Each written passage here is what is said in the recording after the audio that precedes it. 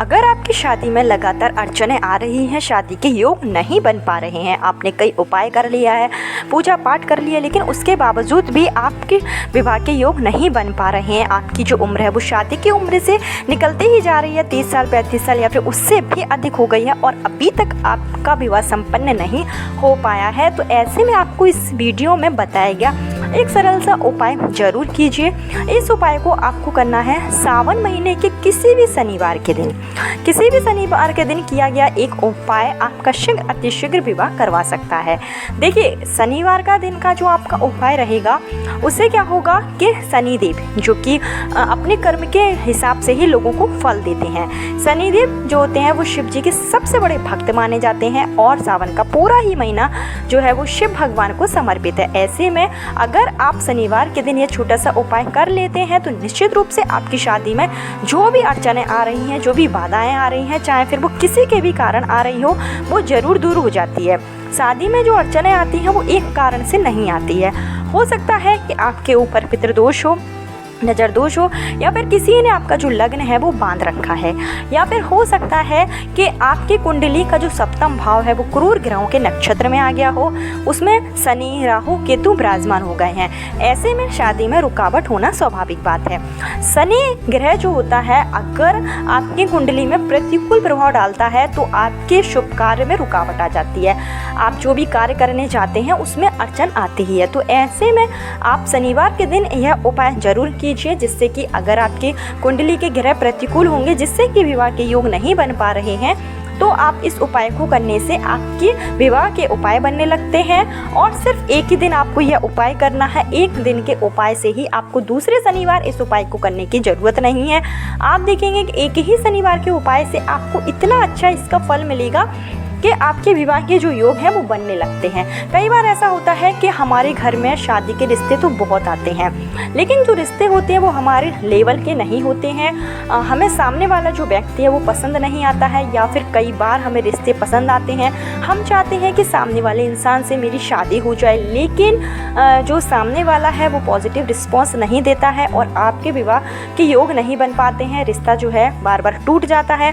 अगर आपके साथ भी ऐसा हुआ है कि रिश्ता होकर फिर टूटा है, शादी की पूरी तैयारी हो गई है, लास्ट मोमेंट पे जाकर अगर शादी टूट जाए, इस तरीके की अगर कुछ समस्या आपके सामने आ रही है तो आपको समझ लेना है कि आपके ऊपर शनि दोष है, क्योंकि जब शनि दोष होता है तो इस तरीके की बाधाएं आती हैं। देखिए, अगर आपने किसी को अपनी कुंडली दिखा रखी है तो कुंडली में आपको पता चल जाएगा कि किस ग्रह के कारण शादी में रुकावट आ रही है।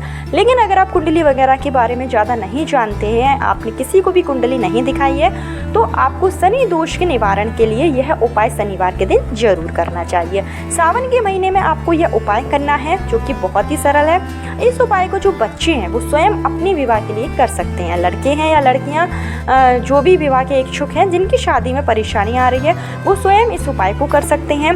लेकिन अगर किसी कारणवश बच्चों के पास समय नहीं है, बच्चे बाहर पढ़ाई कर रहे हैं या फिर एजुकेशन कर रहे हैं, लेकिन वो चाहते हैं कि उनका विवाह हो जाए, तो इसके लिए आप अपने माता पिता से यह उपाय करवा सकते हैं। अगर आपके माता पिता भी आपके लिए यह उपाय करते हैं तो निश्चित रूप से आपको इसका फल मिलेगा और 100% आपके विवाह के योग जो हैं वो बनने लगेंगे। किस तरीके से आपको उपाय करना है, क्या क्या चीज़ों की इसमें ज़रूरत पड़ेगी, संपूर्ण जानकारी आपको इस वीडियो में दी जाएगी। लेकिन आगे उपाय शुरू करने से पहले हमेशा की तरह आपसे मेरा निवेदन है कि अगर अभी तक आपने मेरा चैनल छोटी बहू डेली टिप्स को सब्सक्राइब नहीं किया है तो चैनल को सब्सक्राइब जरूर कर लीजिए।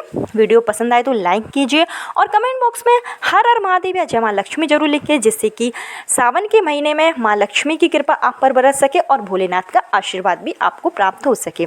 तो चलिए, जैसे कि सावन के महीने में आप शनिवार के दिन उपाय कर रहे हैं, अगर आप पहले शनिवार के दिन उपाय कर लें तो बहुत अच्छी बात है, लेकिन किसी कारण से यह वीडियो आप तक देर में पहुंचे तो जो भी शनिवार को आपको पता चल जाए तो आप पहले शनिवार के दिन करिए, दूसरे शनिवार के दिन करिए, तीसरे शनिवार के दिन भी आप इस उपाय को कर सकते हैं। इसके लिए आपको क्या करना है कि शनिवार के दिन आपको सुबह जल्दी उठना है। जो भी इस उपाय को कर रहा है उसको ब्रह्म मुहूर्त में उठना होगा, स्नान आदि करके आपको साफ सुथरे वस्त्र जो है वो धारण कर लेने हैं। इसके बाद में आपको क्या करना है कि सबसे पहले आपको अपने घर का जो पूजा स्थल होगा यहाँ पर आपको एक देसी घी का दीपक जलाना है और जिसमें देवता में आपका विश्वास हो, जो आपके कुल देवता हो, जिस किसी को भी आप मानते हो, उनका आपको मन ही मन स्मरण करना है और आपको प्रार्थना करनी है कि मैं ये उपाय करने जा रहा हूँ या जा रही हूँ। अगर भूल चूक इसमें कोई गलती हो जाए तो क्षमा करें और विवाह संपन्न हो इसके लिए आशीर्वाद दें। इस तरीके से कि आपको सबसे पहले प्रार्थना कर लेनी है। उसके बाद में आपको क्या करना है कि देखिए सावन का महीना चल रहा है, तो सावन के महीने में हर व्यक्ति शिव जी पर जल चढ़ाने जाता ही है। आप भी जाते होंगे, अगर नहीं जाते हैं तो शनिवार के दिन जरूर जाएं। जो भी आप जल लेकर जाएं वो आप अपने घर से एक लोटा जल लेकर जाएं और उस जल में आपको थोड़ी सी जो काली तिल है वो मिला लेनी है। काली तिल मिलाकर जल जो है आप शिव मंदिर में जाएं। शिवलिंग के ऊपर आपको उत्तर दिशा की ओर मुख करके आपको यह लोटा जल जिसमें आपने से तिल मिलाई है तो वो जल आपको शिवलिंग के ऊपर श्री शिवाय नमस्तुभ्यम का जाप करते हुए चढ़ा देना है। शीघ्र विवाह की आपको कामना करनी है। अगर हो सके आपसे तो आप शिवलिंग पर जो भी मतलब शिव जी को पसंदीदा चीज़ें हैं जो शिव भगवान को अति प्रिय हैं वो आप लेकर जा सकते हैं। शिव भगवान को आप चीज़ें भी चढ़ा सकते हैं और शीघ्र विवाह की कामना कर सकते हैं। अगर आप ज़्यादा कुछ नहीं लेकर जा सकते, सिर्फ आप एक लोटा जल ले जाएं, उसमें थोड़ी सी काली तिल मिला लें। काली तिल मिलाकर अगर हम जल शिवलिंग पर चढ़ाते हैं तो इससे हमें शनि दोष से मुक्ति मिलती है और शीघ्र विवाह में जो परेशानियाँ आती हैं, जो भी ग्रह दोष बाधा बने हुए हैं, वो उनका निवारण हो जाता है। तो ये छोटा सा उपाय आप कीजिए और इसको आपको सुबह ही कर लेना है। कोशिश आप यह करिए कि 9 से 10 बजे के पहले पहले ही आप सुबह इस उपाय को निपटा लें। उसके बाद आपको जो मेन उपाय करना है वो आप करेंगे शाम के समय, ठीक है ना। आपको शाम के समय इस उपाय को करना है, सूर्यास्त के बाद करना है। याद रहे कि सूर्यास्त के बाद ही आपको यह उपाय करना है। इसके लिए आपको क्या करना है कि आपको एक काले कलर का कपड़ा ले लेना है, कोई भी रुमाल के बराबर आप कपड़ा ले लीजिए और आपको लेना है एक मुट्ठी काली उड़द, जो खड़ा काली उड़द आती है वो आपको ले लेनी है। और साथ ही में आपको लेना है एक साबुन की बट्टी, साबुन जो भी आपके पास साबुन है आप वो साबुन ले लीजिए। और इसके साथ ही आपको ले लेना है थोड़ी सी काली तिल भी आपको ले लेना है। और आपको लोहे की एक चीज़, जैसे आप कील ले सकते हैं, कोई भी आपके पास लोहे की चीज़ है तो वो आप एक लोहे की चीज़ ले लीजिए। और ये सारी चीज़ें आपको एक काले कलर के कपड़े के ऊपर रख लेना है। जैसे कि आपने उड़द रख ली, काली एक कील रख ली और आपने एक साबुन की बट्टी रख ली। ये सब चीज़ें आपको एक काले कलर के कपड़े में रख कर आपको एक पोटली बनाकर तैयार कर लेनी है। इस पोटली को आपको, अगर माँ उपाय कर रही है तो अपने बच्चे के सर के ऊपर से इसको 7 बार आपको इसको क्लॉकवाइज डायरेक्शन में घुमाना है, शीघ्र विवाह की कामना के साथ में। और अगर बच्चे स्वयं इस उपाय को कर रहे हैं तो फिर पोटली को घुमाने की ज़रूरत नहीं है, सिर्फ आपको अपने हाथों में इसको रखना है। और जब आप अपने बच्चे के सर के ऊपर से यह पोटली 7 बार घुमा लें, उसके बाद में आपको जाना है पीपल के वृक्ष के पास में। देखिए उससे पहले आप एक काम और कर सकते हैं कि अगर यह पोटली आप किसी को दान दे दें, जैसे कोई भी गरीब है, कोई भी अगर दान लेना चाहता है, क्योंकि आप उसको दान दे दें।